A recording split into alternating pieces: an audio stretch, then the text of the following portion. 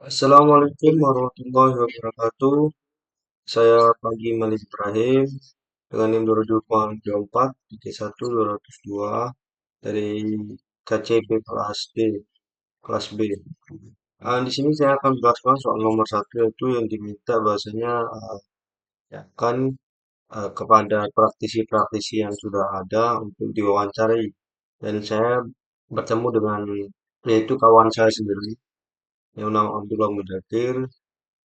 Tempat kerjanya laptop service Jaya, yaitu di bidang pemakaran di teknisi servis laptop Jaya. Pengalaman kurang lebih 8 tahun, mulai dia dari SMK.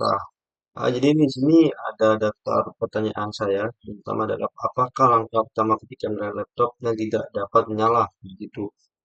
Gambaran umum.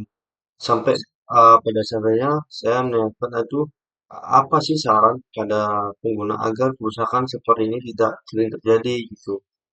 Itu antara biasanya itu yang saya dapat tuh di antara lain RAM-nya yang udah nggak kuat, yaitu tanda-tanda motherboardnya atau power supply-nya justru yang emang kadang nyala nyala tidak seperti itu.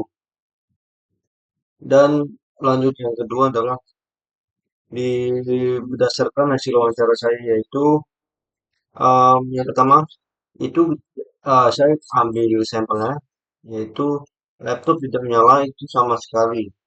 Kata dia adalah kemungkinan itu ada di adaptor atau chargernya rusak.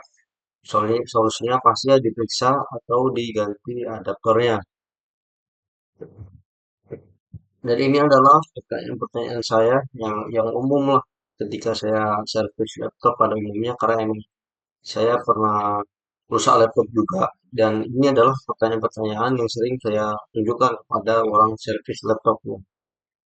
Dan lanjut yaitu pembuatan sistem pakar penggunaan rule based yaitu di sini adalah metode yang dipilih yaitu rules based tradisional karena di proses diagnosis ini dilakukan berdasarkan aturan if then atau if else.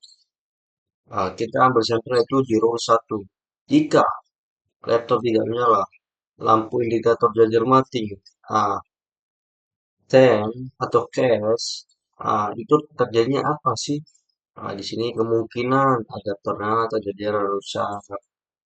Di rules kedua, laptop tidak menyala, lampu jati menyala, RAM longgar, mungkin dilakukan pemasangan ulang RAM, mungkin RAM-nya terlalu kecil, tuh. Dan seterusnya gitu, Bu. Jadi ini ada rule sampai ke 5. Oke, baik. Em, Lanjut ke nomor 2. Bahasanya penentu nama balok dan posisinya. Nah, di situ saya lihat di gambar itu adalah nama baloknya ABCD ya. Kondisinya awalnya initial state gitu. Keempat balok ini berada sejajar bentang di atas meja. Nah, ini notasia predikat on a table, on B table, C table, D table, dan seterusnya. Kondisi akhir, keempat balok ditumbuk secara vertikal. D paling bawah di atas meja, diikuti C, B, dan A. Itu yang saya ketahui. Notasinya predikatnya seperti ini. Nah, D sebagai table dan seterusnya sampai yang paling di atas itu adalah A. Di sini adalah urutan proses dengan robot menggunakan goal stack planning. Nah, yaitu misalnya dengan pick up, pick down, stack, dan unstack. Yaitu mengambil balok X dari atas balok Y. Dan prekondisinya yaitu on X, Y, clear X, amen T. Efeknya adalah holding X, clear Y, on X, Y, clear Y, X, amen T. Dan ini adalah urutan langkah eksekusi daripada balok-balok yang kita tata yaitu dalam pick up C, stack C D, pick up B, stack B C, pick up A, stack A B, dan akhirnya susunan balok dari bawah ke atas seperti adalah B C B A. Dan ini saya membuat dari analogi gambar yaitu dari Canva sendiri. Dan ini seperti ini yang sudah saya ceritakan seperti awal tadi Bu. Yang paling atas adalah balok A, paling dekat meja adalah balok D. Dan seperti ini, Bu. Oke, baik. Lanjut di soal nomor 3 yaitu Ibu yang saya baca, Ibu ingin um, klasifikasi melalui Kimas dan lain sebagainya. Jadi saya mengambil datasetnya itu dari Kaggle gitu ya. Yang digunakan, nah ini penjelasannya. Yang digunakan pada penelitian ini adalah solid dataset, simple linear regression, yang diperoleh dari website Kaggle itu sendiri. Dataset ini berisi informasi mengenai hubungan antara lama, pengalaman kerja, dan gaji seorang karyawan seperti itu. Adapun atributnya ini ya, seperti ini salah satu contoh. Data tersebut digunakan sebagai latih membangun model prediksi menggunakan algoritma sampling recursion. Dan ini eh, dataset yang dari Kaggle yang sudah saya download melalui file CSV. Dan hasilnya yang saya kerjakan adalah yang saya angkat dalam tugas ini itu prediksi gaji karyawan berdasarkan lama pengumuman kerja, Bu. Nah, permasalahan yang ingin diselesaikan adalah mengetahui hubungan antara pengalaman kerja dengan besarnya gaji yang diterima oleh seorang karyawan. Semakin lama pengalaman kerja yang memiliki seorang maka diperkirakan akan semakin besar pula gaji yang diterima seperti itu. Nah, ini variabelnya. Variabel yang digunakan adalah variabel bebas X itu sendiri dan variabel terikat Y, salarinya itu sendiri. Oke, baik. Di sini saya menjelaskan yang perhitungan menggunakan algoritma sampling linear. Algoritma yang digunakan itu termasuk ke dalam metode supervised learning. Algoritma ini bertujuan untuk membentuk hubungan linear antara variabel bebas dengan variabel terikat.